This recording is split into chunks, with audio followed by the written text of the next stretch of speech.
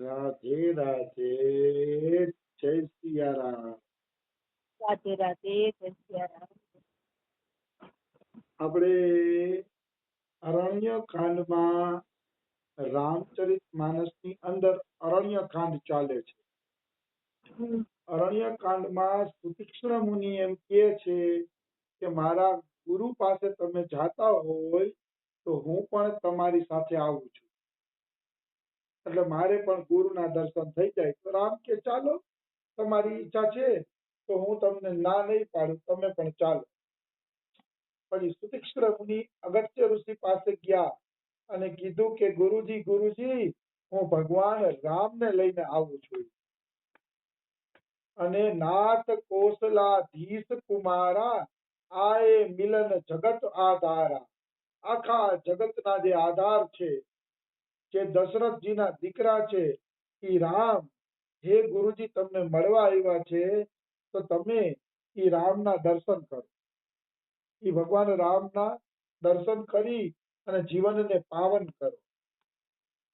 રામ અનુજ સમેત વૈદેહી નિષિદિનું દેવ જપત હઉ જેહી. એની હારે એના નાના ભાઈ લક્ષ્મણજી પણ છે. રામની સાથે એમના ધર્મપત્ની સીતાજી પણ છે. સીતાજી પણ મળવા આવ્યા છે. એટલે આપ એને મળો કે રાત દિવસ દેવતાઓ પણ જેના નામનો જપ કરે છે, દેવતાઓ પણ રાત દિવસ કે જેને જપે છે ને, હે અગસ્ત્યજી તમે પણ રાત દિવસ જેનો જપ કરો છો એ જ રામજી આજે આપણા આંગણે પધાર્યા છે. મતલબ અગસ્ત્ય ઋષિએ સતત રામ નામનો જપ કર્યો છે, સતત રામ નામના જપ કર્યા છે. એ જ રામ આજે કે તમારા આંગણે પધાર્યા છે. સુનત અગસ્તી તુરત ઉઠી ધાય, હરી વિલોકી લોચન જલ છાય. બહુ સારી વાત છે. ભગવાન આવે કે સંત આવે એના સમાચાર મળે ને એટલે તરત જ ઉઠીને આગળ જવું જોઈએ, તરત જ ઉઠીને એની અગવાની કરવી જોઈએ. સુનત અગસ્તી તુરત ઉઠી ધાય. સાંભળતા વેત જ અગસ્ત્ય ઋષિ ઉઠ્યા અને ઉઠીને દોડ્યા, રામ આવ્યા, રામ આવ્યા, રામ આવ્યા, હાલો હું એનું સ્વાગત કરવા આવું. ઉઠીને તરત જ દોડે છે. આ છે ભગવાન અને સંત આવ્યાનો હરખ. આપણે કોઈ એમ કે ભગવાન સંત આવ્યા છે, હા લઈ આવો, હવે આવ્યા હોય તો એટલો બધો હરખ ન કહેવાય. એ તો આપણે પરાણે પરાણે કહી દીધું કે હા ભાઈ આવ્યા હોય તો લઈ આવો. આ તો ઉઠીને અગવાની કરવા જાય, એની સામે જાય કે આજ મારા આંગણે પધાર્યા છે તો હું એની અગવાની કરી આવું.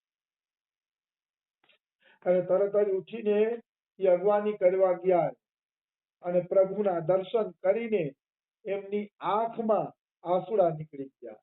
રામના દર્શન કરતા હોય તો અગસ્ત્ય ઋષિ ચોધાર આંસુડાએ રડવા માંડે છે. જો ભગવત પ્રેમનું આ પેલું લક્ષણ છે કે આંખ તરત વરસવા માંડે છે, રોમાંચ થાવો, ધ્રુજારી આવી, કંપન આવવું અને આંખ વરસવા માંડી, ગદગદ કીડા નયન બહે નીરા. આ ભગવત પ્રેમનું પેલું લક્ષણ છે. જેનું હૃદય કોમળ નથી ને એ પ્રભુ પ્રેમની પ્રાપ્તિ નથી કરી શકતો. જેનું હૃદય કોમળ નથી ને એ ભક્તિ માર્ગ ઉપર હાલી શકતો નથી. ભક્તિ માર્ગમાં તો ભગવાનને પ્રેમ કરવા માટે કોમળ હૃદયની જરૂર પડે છે. કોમળ હૃદય નથી તો એ ભગવત પ્રાપ્તિ માટે સારી વાત નથી. તો કદાચ જ્ઞાન માર્ગનો અધિકારી બની શકે, કારણ કે જ્ઞાન માર્ગ વાળા થોડા કઠોર હોય. ભક્તિમાં તો કોમળ હૃદયની જરૂર છે. કોમલ ચિત અતિ દીન દયાલા, કારણ બિનુ રઘુનાથ કૃપાલા. રામ પણ અતિશય કોમળ ચિત છે, અતિ દીન દયાળુ છે, ભક્તો ઉપર તરત જ કરુણા કરી દે છે. તો ભક્ત અને ભગવાનની જો કોમળતા ભેગી થઈ જાય ને તો કૃપા બહુ ઝડપથી થઈ જાય છે. એમાં કોઈ શંકા નથી. તો અગસ્ત્ય ઋષિ તરત ઉઠીને અગવાની કરવા ગયા અને ભગવાનને જોઈને એમની આંખમાં પ્રેમના આંસુડા આવી ગયા. મુનિપદ કમલ પરે દો ભાઈ, ઋષિ અતિ પ્રીતિ લીએ ઉરલાઈ. ઋષિને જોઈને બે ભાઈ દોડ્યા છે, રામ અને લક્ષ્મણ, અને અગસ્ત્ય ઋષિના ચરણમાં પડી ગયા છે. આપણે એમ થાય કે ભગવાન છે તોય દેખાડે છે કે ઋષિનો આદર તો કરવો જ જોઈએ. ભલે ભગવાન હોય તો શું થઈ ગયું. અગસ્ત્ય ઋષિના ચરણ કમલની અંદર બે ભાઈઓ પડી ગયા છે ચરણની અંદર. તો ઋષિ અગસ્ત્યજીએ પ્રેમપૂર્વક બે ભાઈઓને ઉપાડી અને હૃદયે લગાડી દીધા. મતલબ અગસ્ત્ય ઋષિ એમ કહે છે, તમે ભગવાન છો, તમારું સ્થાન અમારા હૃદયમાં છે, અમને ચરણમાં પડીને અપરાધી ન બનાવો. કારણ કે ગમે એમ તો એ ભગવાન છે. એટલે અગસ્ત્ય ઋષિએ એને હૃદયે લગાડી લીધા. ભગવાનનું સ્થાન આપણા હૃદયમાં હોય, ચિંતન ભગવાનનું હૃદયની અંદર હોય, આવી વસ્તુ છે. મેં જોયું ઋષિ અને રામ મળે ને તો ઋષિ અને રામ એકબીજાના ગલે લાગે છે, પણ આમ સાધારણ મનુષ્યને મળે છે ને તો અલગ રીતે મળે છે. પણ ઋષિ મુનિને તો ગલે લગાવે છે, કારણ કે ઋષિ મુનિ તો રામના હૃદયના હીરા છે. ભક્તો તો ભગવાનને અતિ વાલા છે. આવી વસ્તુ છે. સાદર કુશલ પૂછી મુનિ જ્ઞાની, આસન બર બે ઠારે આની. આદરપૂર્વક અગસ્ત્ય ઋષિ રામની કુશળતા પૂછે છે કે રામ તમે કુશળ તો છો ને.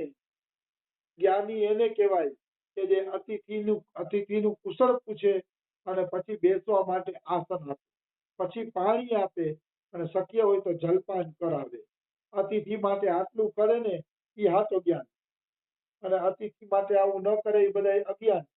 કારણ કે અતિથિની સેવા ચાહે સાધુ હોય કે ગ્રહસ્થ હોય ભાવપૂર્વક કરવી જોઈએ. જેવી શક્તિ હોય એવી અતિથિની સેવા કરવી જોઈએ, નહીતર ભગવાન પ્રસન્ન થતા નથી.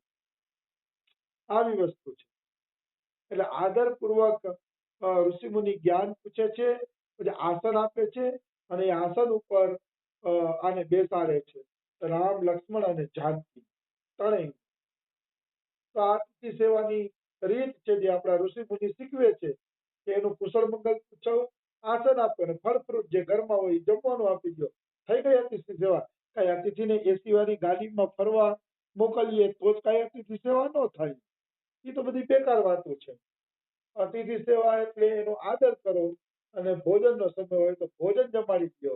વાત થઈ ગઈ પૂરી. એમાં અતિથિ સેવા આવી ગઈ. આજકાલ અતિથિ સેવા કેવી હોય છે? હોટલોમાં જમવા લઈ જાય. હોટલોમાં જમવા ન લઈ જાય તો દુઃખ લાગી જાય. તમે ગયા તો અમારી પાસે કઈ ખર્ચા ન કર્યા, ફરવાય ન લઈ ગયા, વાય ન લઈ ગયા. એવી કાંઈ અતિથિ સેવા કરવાનું આપણા પ્રાચીન શાસ્ત્રો કહેતા નથી. આપણા પ્રાચીન શાસ્ત્રો એટલું કહે છે કે મીઠો આવકારો આપો અને જલપાન કરાવો એટલે અતિથિ સેવા આવી ગઈ.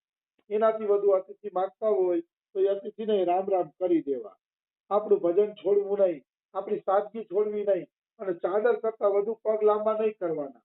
₹100 અતિથિની સેવાની તાકાત હોય ને તો હોટલોમાં લઈ જઈને 5,000 નો ખર્ચો નહીં કરવાનો. પછી ઓહવાતા હોય કે અમારાથી વધુ ખર્ચો થઈ ગયો ના છે ને, એવું કઈ કરવું જ નહીં. જેવડી આપણે કહેવત જ છે કે જેવડી ચાદર હોય ને એવા પગ લાંબા કરાય. આવી વસ્તુ છે. એટલે અતિથિ સેવા માટે કોઈથી તૂટી મળવું નહીં. એ અતિથિ સેવા નથી. જેવી શક્તિ હોય એવી ભક્તિ કરીને એનું નામ સાચી અતિથિ સેવા.